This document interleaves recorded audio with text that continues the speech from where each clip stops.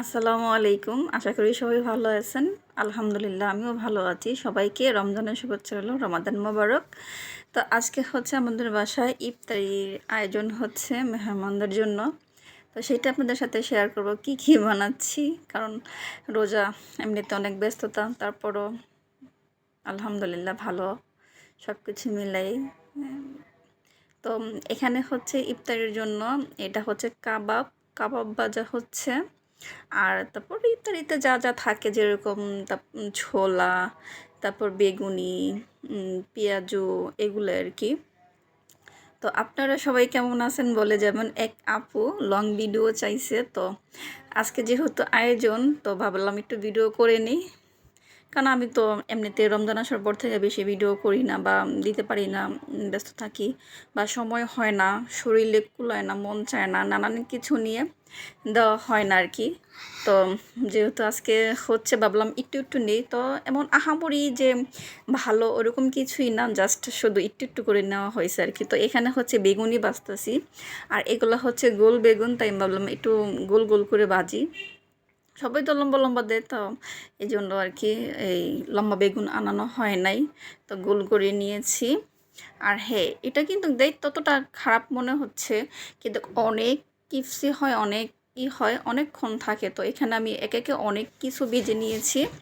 তো এখানে ডিম, তারপর হচ্ছে এই ডিম চিকেন দিয়ে আলুর চপ, তারপর হচ্ছে একটা ভেজিটেবল চপ, আর কি বলে কাবাব তো ভাজছি। এগুলো আমি অনেক কিছু ভেজেছি, তো সবগুলো দেখানো যাচ্ছে না, কারণ অত সময় নেই। জানানি তো ইফতারির সময় যেহেতু একটু তাড়াহুড়া করতে হয়, তো ওইরকমভাবে করতে পারি না আর কি। তো একটু একটু আপনাদের সাথে শেয়ার করতেছি। আর হ্যাঁ, এটা কিন্তু বেগুনই বাঁচতেছে অনেকগুলা। তো ওই আইটেমগুলো অনেকগুলো দেখতেই পারতেছেন, বলটা মানে একদম ভরা। তো ওইভাবে ওরকম করে ভিডিও নেওয়া হয় নাই, কিন্তু অনেক ইফতারি ছিল এখানে। কি বলবো জানেন তো, প্রায় 10-15 জনের আয়োজন হবে। তো ভাবেন বাজারপড়ি কতগুলো করতে হবে। এখানে হচ্ছে ডিমের চপ, তারপর হচ্ছে ভেজিটেবল চপ, তারপর হচ্ছে আলুর চপ, তারপর বেগুনি, তারপর পেঁয়াজু, তারপর হচ্ছে চিকেন একটা, মানে চিকেন। তো এখানে পেঁয়াজুগুলো বাচ্ছি, পেঁয়াজুগুলো আমার পেঁয়াজু অনেক মজা হয় আর অনেক মজা হয়, সবাই পছন্দ করে। তো আলহামদুলিল্লাহ। তো এখানে ভাজাভুজির পালা শেষ, এখন হচ্ছে রান্নাবান্না। তো রান্নাবান্না আসলে অনেক কিছু রান্না করব, কিন্তু ওরকমভাবে দেখানো হয় না। আমি জাস্ট শুধু এটা হচ্ছে সিমের বিচি রুই মাছ দিয়ে রান্না করব। তো আপনাদের সাথে একটু শেয়ার করতেছি। আর এটা কিন্তু আমার অনেক পছন্দ। আর বিচিগুলো যদি ভালো হয়, একদম দেশি বিচি হয়, তাহলে তো কথাই নেই, অনেক টেস্ট হয়। তো এটা আমি রুই মাছ দিয়ে রান্না করব। আর এদিকে শুধু রান্না বান্না করলে তো হবে না, খাওয়ালে তো হবে না, সাথে তো কিছু গিফট দিতে হবে। তো চলেন, আসলে কি দিব আপনাদেরকে দেখাবো। তো এখানে হচ্ছে ফল হচ্ছে কি আপনার বাঙ্গি আছে, তারপর তরমুজ আছে, তারপর শসা, এখানে মালটা, তারপর কমলা ছিলা হয় নাই পুরোটা, তারপর হচ্ছে পেয়ারা, আপেল আছে, ওইগুলো কাটা হয় না এই সময়ের জন্য। আর হ্যাঁ, কি গিফট দিব, এটা হচ্ছে টমেটো। তা ছাদ বাগানে টমেটো গিফট করব। এখানে হচ্ছে আমি টমেটোগুলো পাড়তেছি, আসলে টমেটো পাড়ার মজাই অন্যরকম। আর এই টমেটোগুলো এত টক আর এত টেস্ট, কি বলবো, কারণ এখানে কোনো ফরমালিন নাই, একদম অথেন্টিক। কি বলবো, দেখতেই পারতেছেন। তো লাস্টে গিয়ে আমি দেখাবো টমেটোগুলো কীরকম।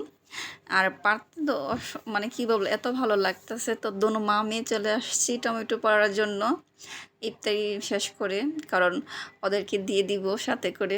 আর মেহমানগুলো হচ্ছে আমার ননদ, আমাদের শ্বশুরবাড়ি থেকে আমার ননাস। তো আমরা এই আর কি।